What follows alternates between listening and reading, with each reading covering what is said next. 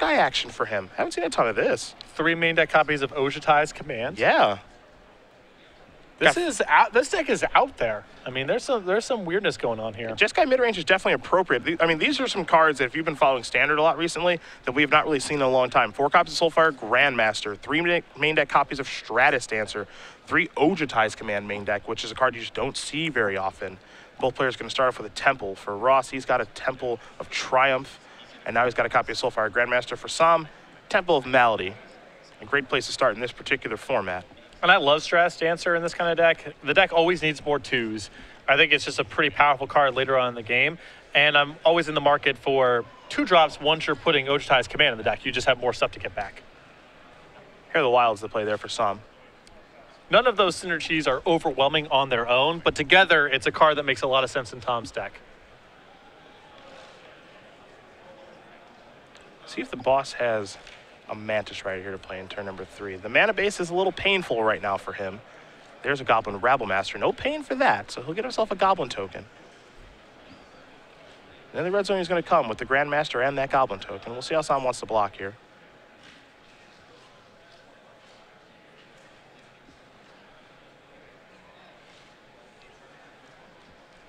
With the uptake in Devotion and Esper Dragons, we've almost forgotten how powerful this card is. Yeah. It's weird. It's kind of just gone away. There's a lot. It feels like there's much fewer copies of Wild Slash and Lightning Strike floating around. The removal spells that are really well suited to fight Goblin Rabblemaster, they aren't as popular as they were a couple months ago. Yeah, Tarka Red is a deck that seems like it's just really on the decline. Yep. We don't see very much of it at Open Series events anymore. Sohm with just a 3rd land and passing of the turn, but this, of course, can represent Abzan Charm or Hero's Downfall. Even cheap removal spells like Bob Light, though that's a card that has really taken a back seat recently, too. Absolutely. I don't know. If I'm Tom, I'm happy just to go into combat here. This looks like a spot where Darrell may have Abzan Charm to try to pump his creature. He may have Dromoka's Command. And with Tom picking up Lightning Strike, he can just move into combat. Now, Tom has Valorous Stance in hand as well, so he's got backup in case Darrell does have something that involves the Heir of the Wilds. I like Tom's deck is, I guess, what we call it, the underplayed brew. Yeah. Valorous Stance. Been a little while since we've seen that one. And it's not like there's 1 copy of these cards. We're talking about 3 copies of Valorous Dance, for example, 3 copies of Stratus Dancer. Tom going to gain some life since Soulfire Grandmaster is on the battlefield, of course, from the Lightning Strike. It does have lifelink. There is Valorous Dance to clear the way. And now Goblin Rabblemaster gets to come and play. It's going to be a pretty healthy attack here. It's a combo deck right there. Yep. You got Lightning Strike for the small stuff. You got Valorous Dance for the big stuff. That's how you do it. The boss pretty far ahead at this point with his board, but all it takes is really 1 siege round to turn things around. Yeah. But it's got to be like now. There's not a lot of time here for Darrell to mess around here. He's really under a lot of pressure. Already at 11. And he could use a big blocker and some life gain here in a big way.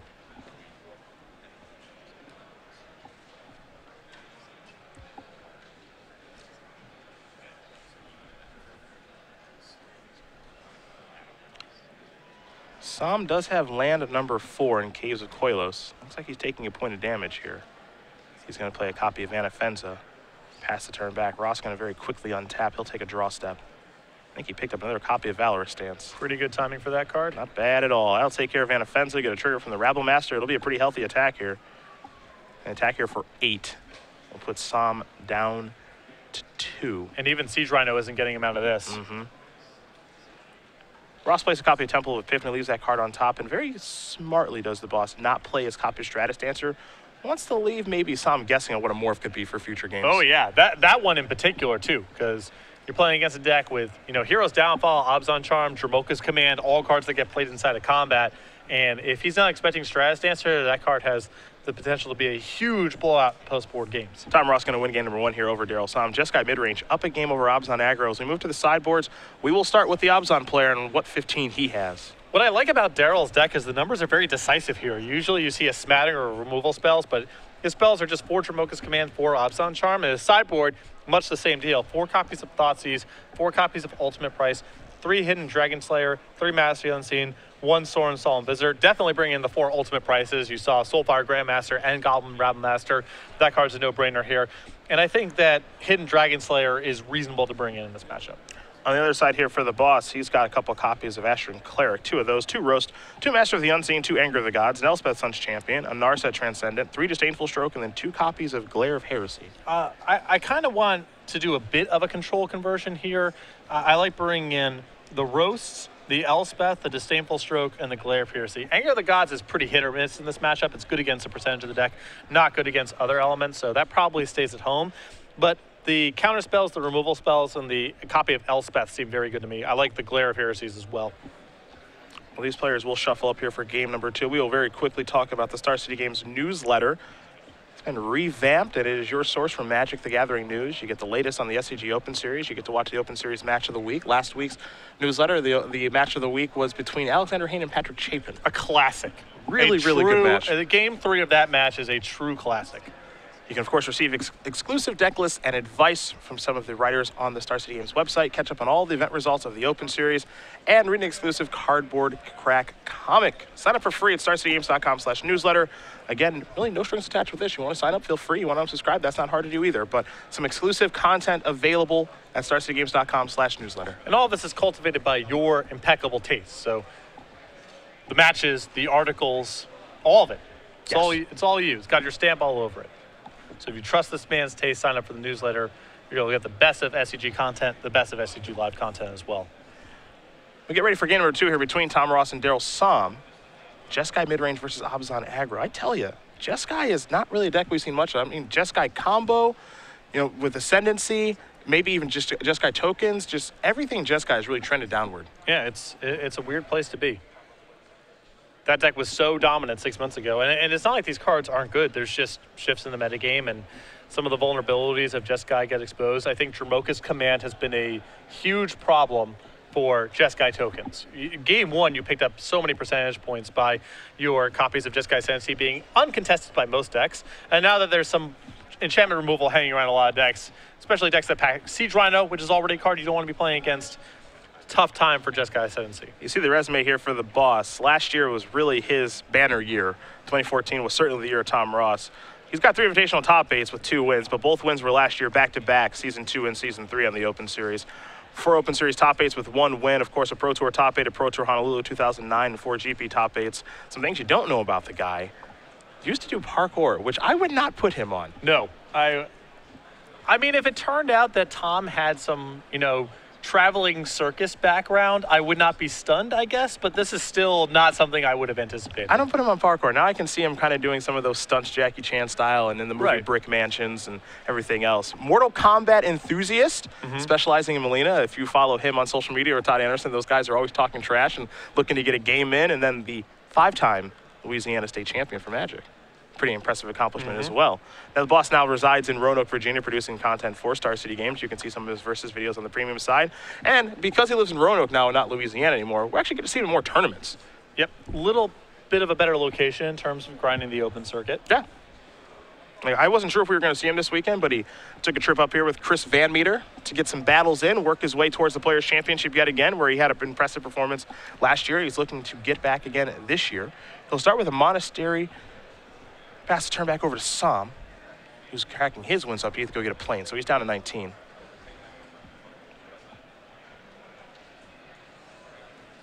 Parkour, huh? Would not have guessed.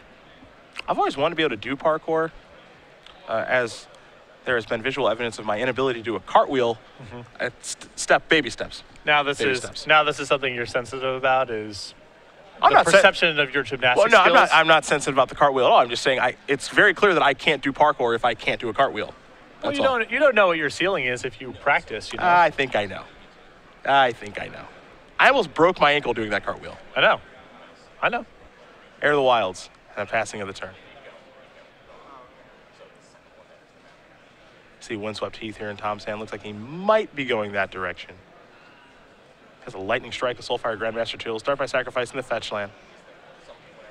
Plains or Island on the way. Tom's removal is at such a premium in this matchup because Darrell's threats are also awesome that I don't think he wants to use a removal spell of Air of the Wild. So he'll probably just play Soulfire Grandmaster this turn and then save Lightning Strike and Valorous Stance for the more potent threats that Darrell brings to the table. There's the Grandmaster.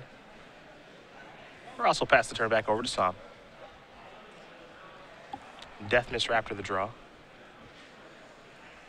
Interesting thing about Darrell is like he's done a lot to clean up the mana here. There are no copies of Rakshasa Death Dealer. Heir of the Wilds is replacing this. Okay. So he is trimming down a little bit of the power level of the deck, but adding a lot more consistency with the mana base. Make it a little cleaner. There's Deathmist Raptor, pass the turn back. He's playing 4 forests and 3 plains on top of his Windswept Heath. So black mana is definitely a secondary color here. I don't know if I would build the deck this way, but I can appreciate Darrell's stance because the mana base of Abzan aggro is where it gets tripped up a good percentage of the time. Either it doesn't come together or it deals you a lot of damage. Or too many lands that come into play tapped. Yeah. Darrell's only got 8 in the list. So lands that come into play tapped. So this mana base is really cleaned up. Well, things are working out just fine for him thus far. Ross is going to play a copy of Hordling Outburst. 3 goblins on the way. And we're going to go back to Sohm. You see the life totals here, 16 to 18 in favor of Sohm. Of course, one of the things that's very difficult for Jeskai is beating a Siege Rhino. There's the black mana. Sohm going to take 1 from the Caves of Koilos. Now it is time for a Rhino. But again, Ross is packing 3 copies of Valoristan, so he also has 2 copies of Glare of Heresy and 2 copies of Roast on the board. So you imagine that Tom actually can do okay against Siege Rhino. Although I was not thrilled by this play from Darrell here. I think if he was going to make this attack, that's the first order of business to do. You don't even play the Caves of Koilos because with the lands in play, Tom may not even block, thinking about the possibility of Siege Rhino post-combat. Now you've given Tom a lot of information to work with on his blocks. Yeah, I suppose the question is how important is the Ferocious for that Heir of the Wilds? Because now he gets to attack as a 3/3. It does not seem, against a bunch of Hordling Outburst tokens, it seems like it's slim value. Though I suppose if Tom is blocking this way, he does get 1 more token for his trouble. So Darrell's play ended up working out pretty well there. So the 3 goblins trade with Heir of the Wilds. 3 damage, of course, comes across from Deathmist Raptor. And Sohm has a newly minted Siege Rhino there. So Ross has some catching up to do. Starts by playing a Flooded Strand. I suppose if Darrell is really worried about Tom just saying, all right, I'll trade everything, my 3 tokens in front of the Raptor and my Soulfire Grandmaster in front of your heir, then playing it pre-combat's a lot better. Ross is going to pass the turn back. Sohm will take a draw step. Looks like another copy of Siege Rhino in hand now.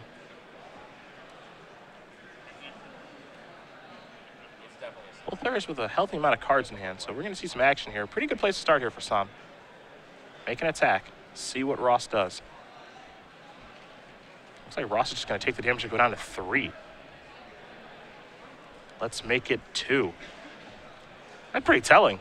A lot of patience here from Darrell there. Could have played the Siege Rhino and tried to finish it off, but I think he suspects if Tom is saying no blocks, no removal spell, and Hostilities could be a card that he's seeing next turn. A card like Disdainful Stroke. Exactly. He's very patient here. And if Tom doesn't do anything, well, Darrell can cast Abzan Charm, draw some cards, and he doesn't have to commit that Siege Rhino to the table.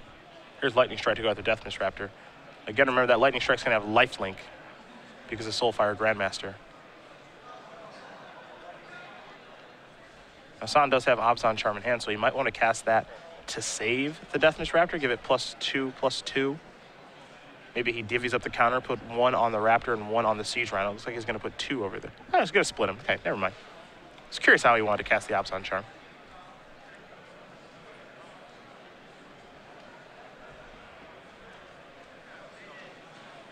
Again, Lightning Strike will gain Ross some life, but it will not get the job done on the Deathmist Raptor. And I like splitting there because you just want to make your Trampler as large as possible. Yep, I agree. Valor Stance takes care of the Siege Rhino. Ross will draw a card. It looks like Sohm may have some end of turn effects. We'll see. And he says, all right, you go ahead. Ross will take a draw. Don't have a great look at what Tom's working with right now. There is a Rabble Master over there. He's going to attack here with the Soulfire Grandmaster. He'll go up to 7. Sohm will go down to 17. But all Ross can do is pass the turn back. So Sohm will take a draw step. Again, remember, he does have a Siege Rhino in hand. And a 4/4 Deathmist Raptor. That equals 7 if he wants to go for it. He'll start by playing a Forest. Here's an attack. I think Darrell's got to go for it soon because this game's not getting any better for him. Tom's got a lot of cards in hand. He's gaining 2 life a turn at least off the Soulfire Grandmaster. Darrell needs to try to end this game. He's going to try to right now. There's a copy of Siege Rhino. Ross will take a look at his hand. Does he have an answer for this card?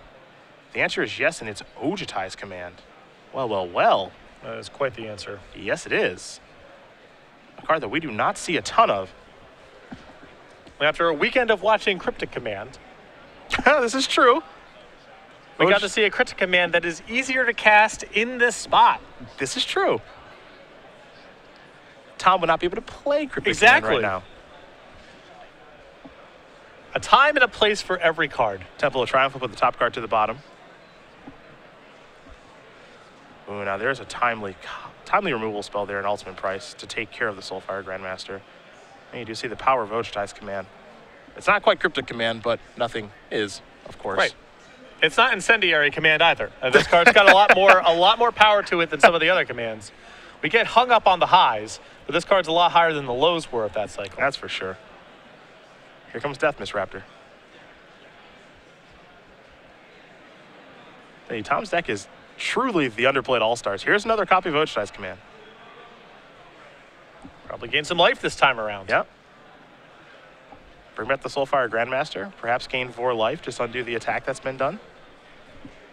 Go up to 7, perhaps take the 4, go back down to 3. We'll see. Yeah, looks to be the case. Ross will draw a card. It's Plains.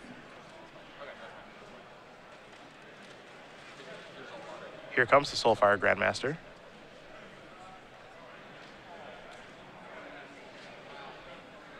Looks like Ross does have a follow-up to make here with a Rabble Master and Grandmaster in hand. Yeah, this is great. Tom's deck, a whole bunch of cards you probably got really excited during spoiler season that never really showed up in decks. Yeah. Here comes the Raptor. Will there be a chump block? Looks like there will be. Gets a game 2 off of it too, so not the worst chump block we've ever seen. Sohm reaching for some mana now. It's a morph. You know, with these Obzon decks, that implies a couple of things. Death Miss Raptor, Den Protector. All cards in Som's list. Ross is looking to draw a card like Lightning Strike here to be able to loop that with the Grandmaster. Valor Stance isn't a bad place to be either. Well, yeah, Valor Stance is pretty great here. Som's going to unmorph Den Protector. See what he wants to bring back.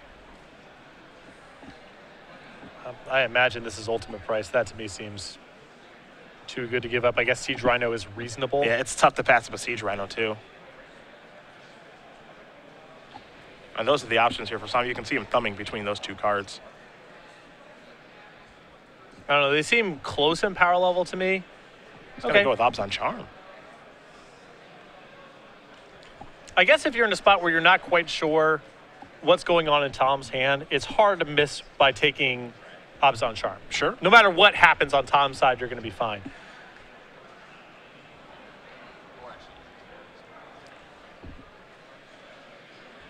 See how Tom wants to block here. He's going to go in front of Death Miss Raptor.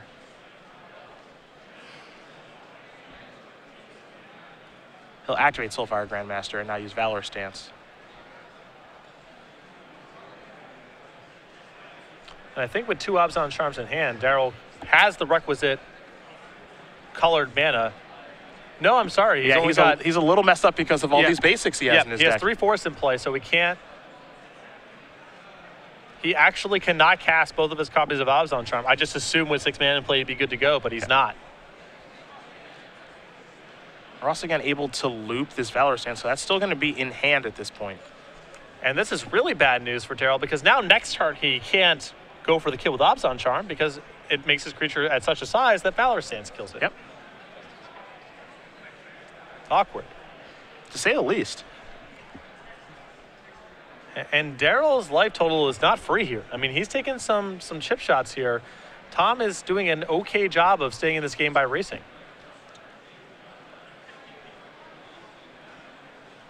Gonna have a copy of Obzon Charm here. I think we might be drawing some cards with the Rabble Master effect on the stack. Dromoka's Charm and Heir of the Wilds are the draws here for Sohm. Command pretty solid in this spot. Command solid in most spots. Yeah. Are there creatures in play? Yes. Okay, on both sides? All right, this card's going to be pretty good.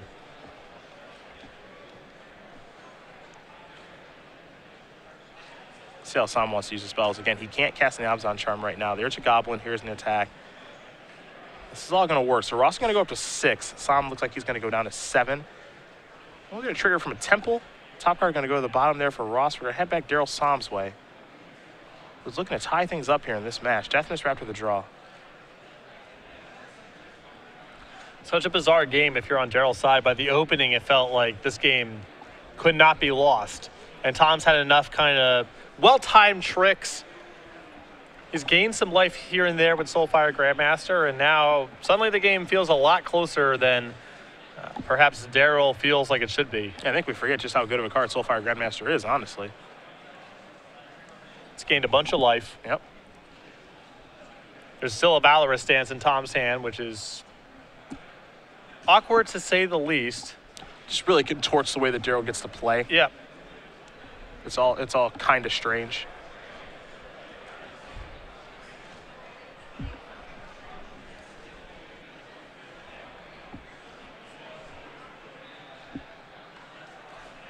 And that's why you see Darrell's turn taking a little while here, because he's got to figure out a way to kind of work his way through this, because you mentioned the life has become a problem for him. Yeah, he needs to answer the board. Yeah. And he's got a lot of creatures in hand, which is good for him. Well, that was kind of the big question of what was he supposed to return with the Den Protector, because he did return an Abzan Charm, and now it's looking like, well, was that the best choice? Well, he got max punished for that decision because his draw step was another Abzan Charm. Yeah. If he pairs that with Siege Rhino or Ultimate Price, it's a lot better than the second copy. A Deathmatch Raptor of the Wilds and the mana to play Dromoka's Command. Looks to be a pretty good turn. Shivan Reef, not the draw that Ross was looking for. He needs more action. Now, again, he does have Valorous stance with the ability to loop it with Soulfire Grandmaster. No target at this point. Yep.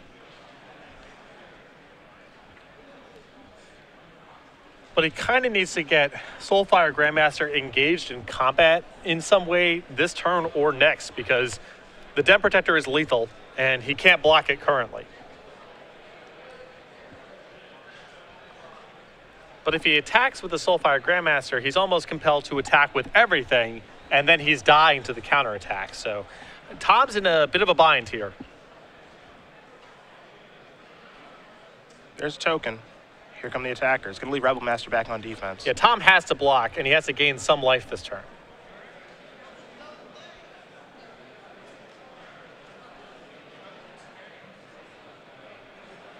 He'll activate the ability on Soulfire Grandmaster, and now he's going to play his Valorous stance. And this, I think, where the Dromoka's Command comes into play. Yeah.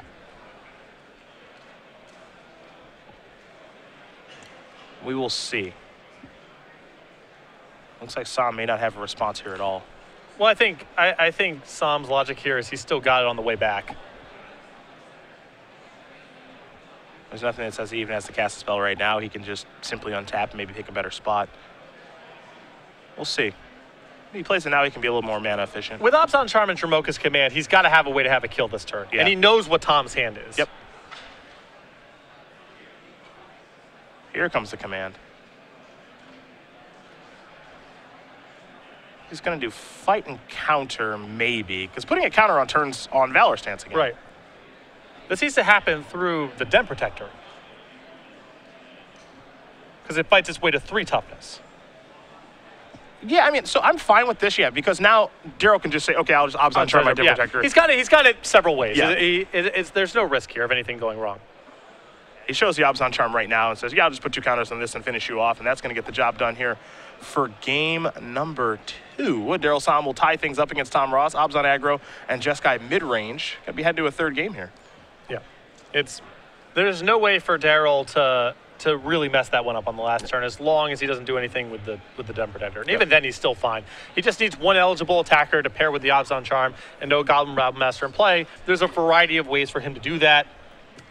And now we move on to game number 3. Jeskai mid-range, Abzan aggro. One of these decks you certainly expect in Abzan aggro. Very popular deck. Very, very good deck. Jeskai mid-range, again, it's Tom's build is just kind of a little all over the place, but he's trying some new cards. I mean, Ochai's Command was certainly good in those games. Valor stance has been really, really good in this matchup. Yes. No surprise there, I would say.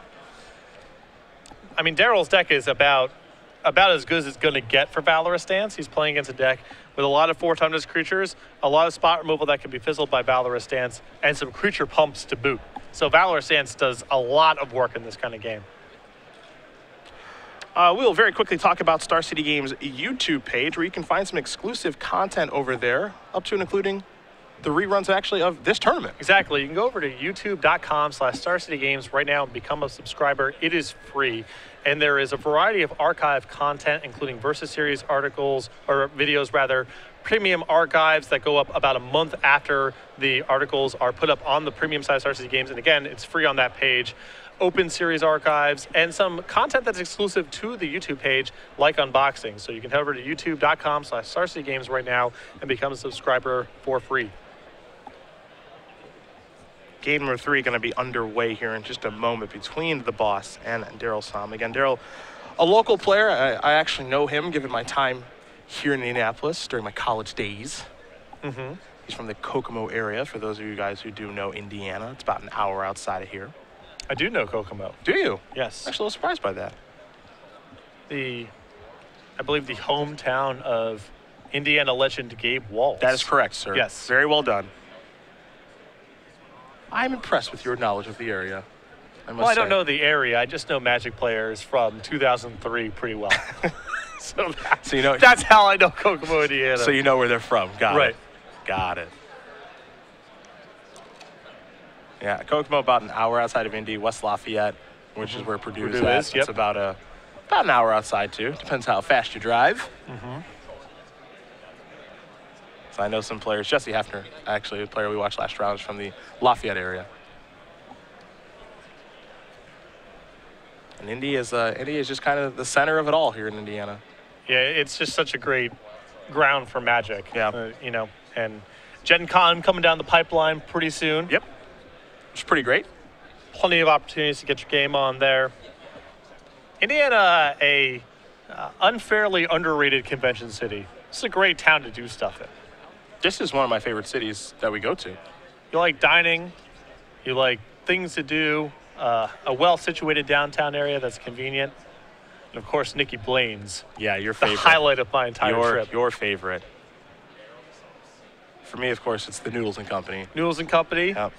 A fine selling point, though not necessarily exclusive to Indianapolis. You mean the selling point. That's what you meant to say. You and I got our steak and shake on yesterday. We did. 24 hours. Perhaps a little St. Elmo's this evening. Perhaps. Both players start off with a Tri-Land here, a Mystic Monastery for the boss. Darrell Sohm with a Sandstep Citadel. We'll also start by sacrificing a Flooded Strand. Islander Plains on the way as he goes down to 19. There is a basic Plains. I'm really excited about Darrell's build here. I know I mentioned it a couple times now, but whenever someone looks at an aggressive deck and says, I feel like I can cut some power out of this deck to make the mana a lot better, that is exactly my kind of deck building philosophy. I prefer consistency in aggressive decks because I want to be able to do the same thing every game. I don't want to get tripped up because of the mana. Yeah, I feel like you need to pick up as many free wins as possible when you're playing aggressive strategies, and part of that is just having lands that come into play on tap to cast your spells on time. You pick up a lot of wins over the course of tournaments against people who kind of just fumble around and die with 4 spells in their hand. That's part of the selling point of playing these decks. Air of the Wilds to play there for Sohm. You saw a second land was a copy Llanowar Waste. For Ross, he's got a Shivan Reef and just going to pass the turn back. So no Mantis Rider, no Goblin Rabble Master there for the boss. Yeah, Mantis Rider has not shown its face yet here. Tom's hand is very land heavy, and so he doesn't want to do anything with the Soulfire Grandmaster because that's one of his best answers to flooding out. Yep. Is just getting to a spot where he's looping removal spells. Ross picks up a copy of Lightning Strike. Now, this is a pretty interesting game at this point because both these players have a lot of incentive to just to say go. Tom wants to build up a hand and lands to do stuff with Soulfire Grandmaster. Darrell kind of wants to be doing the same thing. He's worried about tapping low. Tom has got to be worried about tapping low on his side because he's playing against a deck with Abzan Charm and possibly Hero's Downfall and Dromoka's Command. So there's going to be some interesting cat and mouse game here as both players have an incentive not to move. Perhaps a bit of a staring contest. Darrell also doesn't want to tap out for something like Siege Rhino, have it get hit by Disdainful Stroke, and then have Tom follow up with something big. So both of these players are going to tread pretty lightly, I feel like. Here's an Abzan Charm.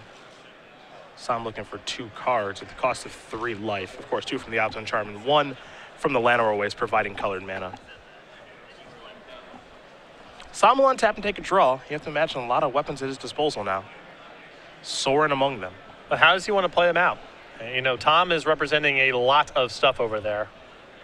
But Darrell also kind of needs to be the aggressor here unless he has an answer to Soulfire Grandmaster, because you don't want Dom to get to 6 mana and start looping Lightning Strikes and Valorous Dances. You want to be pressuring him. You don't want to give him all day to get that stuff set up. Windswept Heath, the land.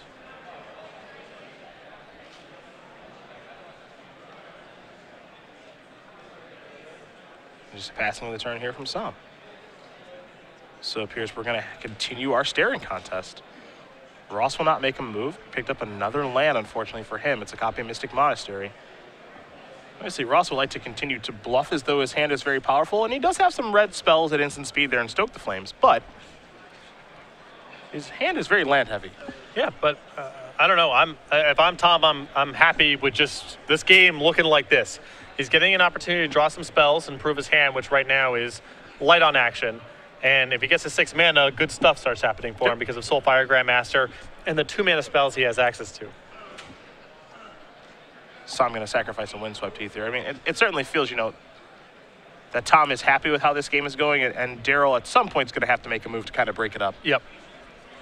I can appreciate Darrell not wanting to just run his whole turn into something like the Sameful Stroke, but he's got to get something going here because he's giving Tom a lot of time to set up whatever Soulfire Grandmaster shenanigans he's got going on over there.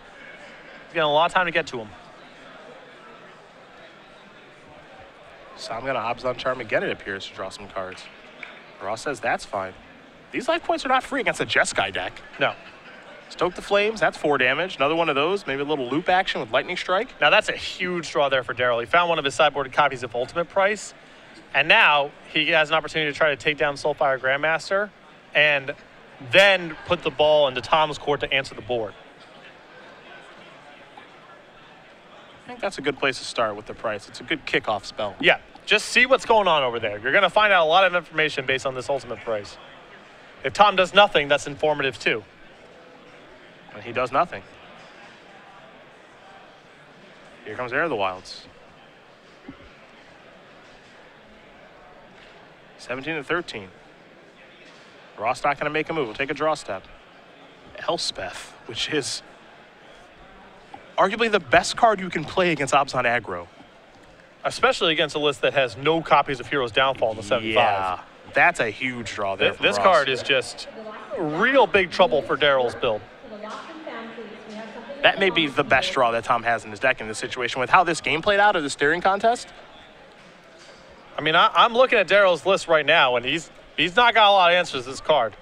He's got a lot of Siege Rhinos in his hand. Yep, this is going to be a lot of work for Darrell to punch through. Big draw there for Ross. And Tom's hand's not great besides this Elspeth. Mm-hmm. Heir of the Wild's going to come in, go after Elspeth. See if Tom wants to do any blocking. Maybe a triple block to try to get Heir of the Wilds off the table. Maybe just a chump block with 1 soldier token. Certainly something to think about. I'm a fan of a triple block here. Yeah? I think the more inroads Tom can make on the board here, the better served he is long term. And if Darrell's spending mana on tricks, that means it's less mana to be spent casting more creatures to overwhelm Elspeth. Well, there is your triple block. You wanted it and you got it. I suppose Darrell's answer to Elspeth is Den Protector, but that's going to be really tough against a red removal deck. Well, there go 2 tokens. Looks like it might be time for Siege Rhino number 1. There it is. Sohm will go up to 16. Ross will go down to 14.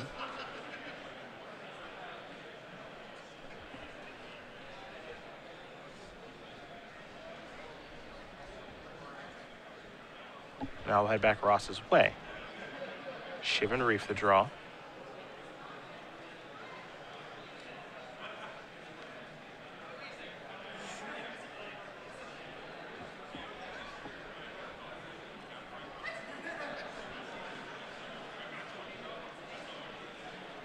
He's got a couple of lands. He'll start by playing his Battlefield Forge. Elspeth is going to tick down to take care of the Rhino. Here's an attack for 1.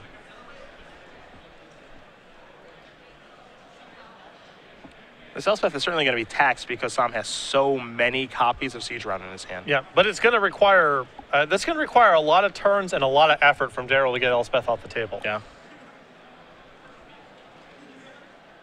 Again, once it's here, it's here, barring something with Den Protector.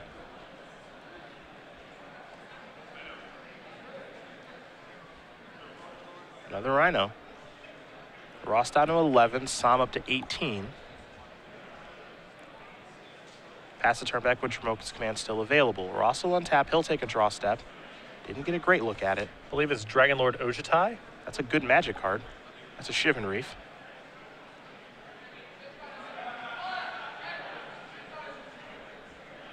And Tom's hand is so flush with instants that I don't even think he has to make a move on the Siege Runner right now. If Darrell makes a play here to try to pump the Siege Runner up a lot or try to knock out Tom's blockers and attack, Tom's got a hand flush with responses. I like the play of just playing Dragon Lord to try and pass the turn back. Yeah, I like this too. I mean, he's still pretty well insulated from Darrell doing much harm. And he may walk Darrell into a trap here. Yep. Land or a waste of land there for Sohm. 8 mana in play. That could lead to a turn of perhaps Sorin plus Siege Rhino. Den Protector being morphing up, and bringing back a copy of Abzan Charm. A lot of options here at Sohm's disposal.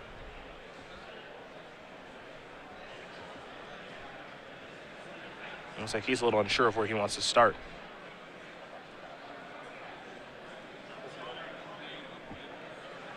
They'll begin with a Siege Rhino. Sohm up to 21. Ross down to 8. Now it's time for a Sorin. That's going to plus, which means the creatures get +1/+0 in lifelink. So that Siege Rhino is a 5/5 trampler on this attack. But this is great news for Tom because Darrell tapping out here gives Tom an opening to do a lot of damage. Yeah, Tom's working with great information right now. Yeah. It's not to say that Tom's turn was bad because it's actually a really good turn. A Siege Rhino and a Sorin is nothing to ignore. There's so many good options on Tom's side. I mean, he has the opportunity here, for example, he can put 3 tokens in front of the Siege Rhino and stoke it, which keeps Elspeth alive and gets the Rhino off the table and allows Tom to keep Dragon Lord Ojutai. Yep. And that's just the best block I thought off the top of my head. There might be something better here. Yeah, Lightning Strike could be involved here instead of Yeah, Stoke. yeah, sure. It's all kind of the same stuff. Sohm's going to gain 5 life. Can't forget about that. The goal is just to put 3 toughness in front of Elspeth so Elspeth remains at 1. Correct. All you got to do. Siege Rhino down. Ross will take a draw step. It's a copy of Flooded Strand.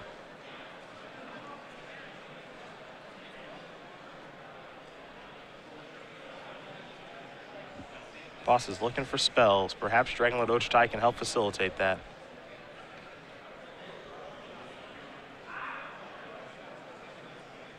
You can tell he's not in love with his positioning right now. It's not terrible, obviously. That Soldier token attack might be tough. I think that if Darrell blocks, he can just stoke. Yeah, he's happy with this. Yeah. Okay. You're giving away 5 life, but maybe the 5 life just doesn't matter. No, I think Tom's setting up for a long game here. Okay.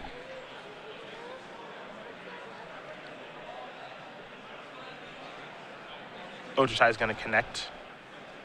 Soulfire Grandmaster will be the weapon. Great pairing at this stage of the game. Yep, that's a great find. Now you get to play this. You get to gain life. I'm curious if he has enough mana to be able to, I guess with Convoke working its way into the equation to be able to rebuy. Yeah, I had to imagine Tom's got sufficient mana here because he needs a total of 8. Yep. Plus the Elspeth tokens. Yep. 8 and 2 of which has to be red. Yeah, which he's got. Yep. He's got a lot of red mana floating out there, so.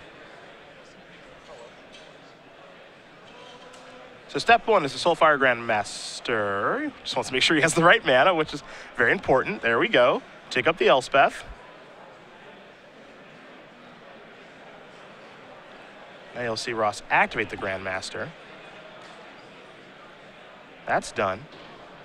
Now it's time to stoke and rebuy, and of course you get to gain 4 life off of this as well. Yeah, this is this turn worked out pretty well for Tom. And even though Darrell had 2 Siege Rhinos, I'm sure Tom could barely control his excitement when Darrell tapped out. Because the only thing preventing Tom from blowing him out the last couple turns was Darrell having mana available. And you're not quite sure what his response is going to be. But even 2 Siege Rhinos, I mean, the coast was clear for Tom to just unload that turn. And he's still got action left over in his hand. He's got 2 Stoke the Flames to pair with the Soulfire Grandmaster and a Dragon Lord Ojutai and Elspeth, which, as we mentioned, Darrell's deck cannot really remove from the table at this stage.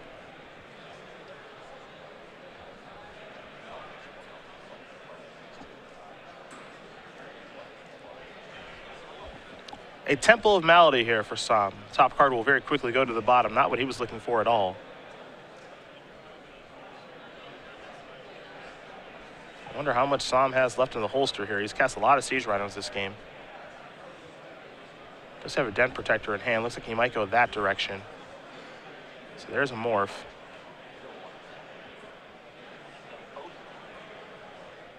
Notable that Tom just ignored the Sorin last turn too.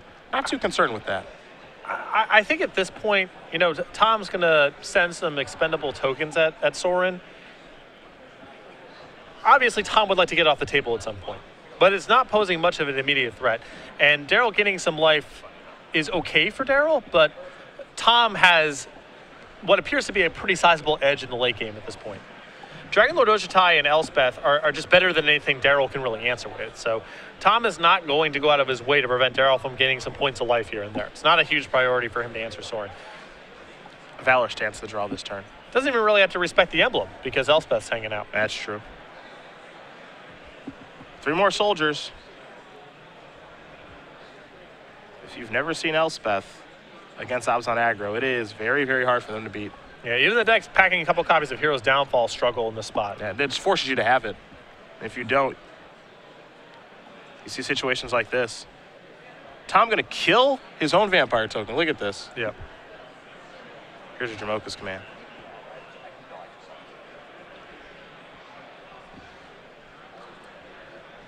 This is in response to the Stoke the Flames. You have to imagine it's preventing all the damage from the instant and then fighting, perhaps the Soulfire Grandmaster. Ross will play Stoke yet again.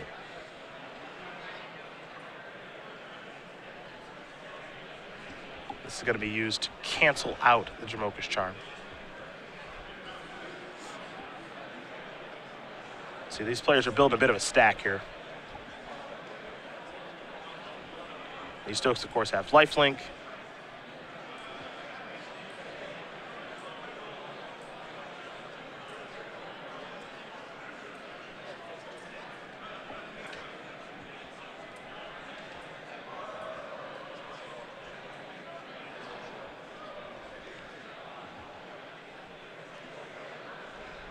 There you go. Yep. We'll clear the stack up a little bit here. Some life will be gained here from Ross. A little bit of damage dealt from his land. Jamoka's Charm gets countered upon resolution. Now we might get to see some attacks here. Magic players, that is time in round number 2. Active player finish your turn. Ross is trying to figure out how exactly he does want to attack. He's actually catching up to Darrell in life now. That's time. He was pretty low in this game. Looks like everybody's coming into the red zone now. Yeah, this forces Darrell to either trade his morph with Soulfire Grandmaster or lose the Sorin, and it appears that Darrell is electing to lose Sorin. Sorin is gone. Dragon Lord Ojutai is going to connect, so you'll get a trigger here.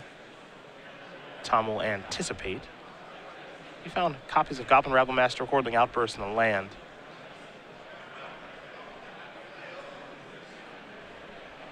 To say which red card he'd rather have here. Clearly not interested in the land. Yeah. Looks like he's going to go with the Rabble Master, put the rest of the bottom. Pass the turn back in a pretty commanding position at this point. Sohm will unmorph that Dent Protector on a Ross's end step. He'll be rebuying something from the graveyard. A lot of options here, but you know, even a card like Siege Rhino right now, not really all that great. Yeah. Yeah, you know, Siege Rhino can be a little anemic in games that become very powerful. And this game has become a very powerful game. Tom's got a lot going on his side of the table. Darrell's trying to match power by looping removal spells and such, but Siege Rhino does not do a ton in this spot. Den Protector's coming across. No blocks to be had, of course. Sohm's follow-up will be Siege Rhino. Trying to work himself back into a damage racing game, it appears. Ross will go down to 9. Sohm will go up to 29. The follow-up here for Sohm is another Morph. Likely to be a Den Protector. Of course, could be a Deathmish Raptor. Pass that turn back. We'll go back Ross's way. He's got an active Elspeth, Valorous Stance in hand. Picked up a copy of Temple of Epiphany for his draw step. And top card is a Dig Through Time. Yep. Looking pretty good in this spot. It's a hard one to pass up. Have to imagine at this point in the game, it's on the super cheap. Valorous Stance going to take care of the Rhino.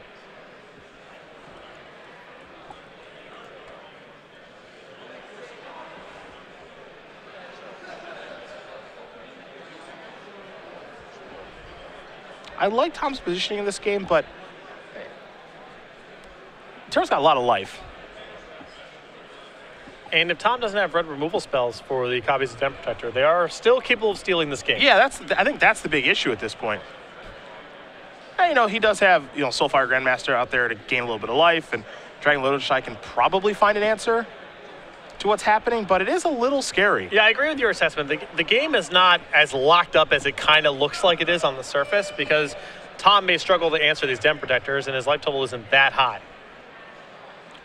A copy of Roast is something I would have interest in. As weird as it sounds, I kind of just want 5 life. Tom will take a look. And it's so potent to pair with Soulfire Grandmaster next turn. I truthfully kind of like just casting it right now, just because I just kind of want a 5 life buffer. Yep. You know, I feel more comfortable with myself at 16 instead of 11. Not to say that Tom was going to lose the game, but it kind of felt like it might be slipping or it could be stolen from him. Yeah. No, I can appreciate just saying, you know what, I'm not going to risk anything here. I don't need to generate more card advantage. Just give myself a bit of a cushion here. And I'd rather get my loop on. Yeah. With the Grandmaster, but if Tom's Dragon Lord Ojutai stays uncontested and he already has Valorous Stance in hand, he's not going to be at a loss for things to do with all of his mana and Soulfire Grandmaster. Yeah. So he can concede a little bit of inevitability there to give himself some immediate tempo, which is what he needs right now, because he's kind of got the card advantage inevitability aspect of the game locked up.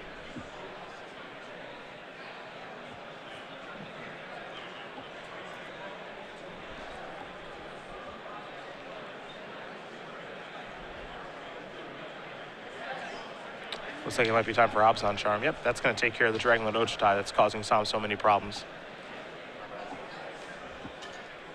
The follow-up here is Dramoka's command. Looks like that's going to get a counter and take care of the Soulfire Grandmaster. Ross will gain a little bit of life from the fight there. And now Den Protector is going to take care of Elspeth. So that's a good turn for Sohm. Yep. The follow-up is a Deathmish Raptor. Back Ross's way we're going to go. Ross take a draw step. Picked up a copy of Mantis Rider finally. I was wondering if we'd ever seen one of those. Also has Rebel Master and a Valor Stance in hand. And I think that this is just going to be a little too much for Darrell to overcome at this spot. I think so. Especially with Tom's life total being as high as it is. He doesn't even need to make a move to answer the Den Protector, which he could. He can just sit on Valorous Stance here in case Darrell has some, you know, off-color sweeper in his deck or some bit of weirdness here, you know? Rebel Master, of course, brings the Goblin along with it. Looks like Deathmish Raptor is going to eat that. Sohm down to 1. Sohm will take a draw step. It's a copy of Sandstep Citadel. That's not what the doctor ordered, and that's going to do it here. Tom Ross going to win this match here over Darrell Sohm. 2-1. Jeskai midrange will take care of Abzan aggro. And for the boss, after his 1 bye, gets a W, gets his day started off right. 1 Elspeth in 75, and that was game number 3 right there. It was looking like a pretty slow-paced game where Darrell and Tom were trying to set up their hands and play some sort of long card advantage game. And it actually looked there for a moment that Darrell was going to have the edge when he drew Ultimate Price and was able to kill the Soulfire Grandmaster. Tom's hand was just a bunch of red removal spells, and Darrell had a lot of Siege Rhinos to work with. I thought in that spot, Darrell was a pretty huge favorite, but Tom drew that one copy of Elspeth, and you go down Darrell 75 there, not a lot of answers to that card. I mean, he's got to kill it with Den Protector attacking, or he's got to do a ton of work, and Elspeth remained in play there for, what, 5 or 6, I mean, it was a long time that Elspeth was in play, and that advantage that Tom generated was just insurmountable from Darrell's side. It was too long. Way too long. Yeah. Way too long. When Elspeth